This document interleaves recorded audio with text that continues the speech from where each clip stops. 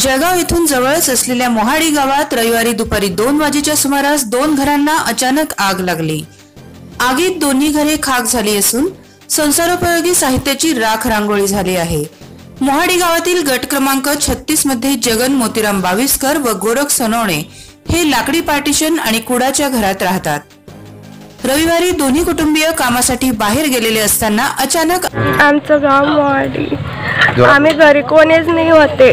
कस काय आग लागली आम्हाला माहिती नाही। घर पेटीमध्ये पैसे ठेवलेले होते, जळून गेले समजे, धान्य पण जळून गेलं, समजा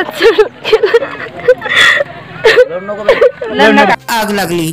परिसरातील नागरिक आणि शेतकी संघ अध्यक्ष दिनेश सोनवणे यांनी परिसरातील बोरिंगहून आग विझवण्यासाठी प्रयत्न केले।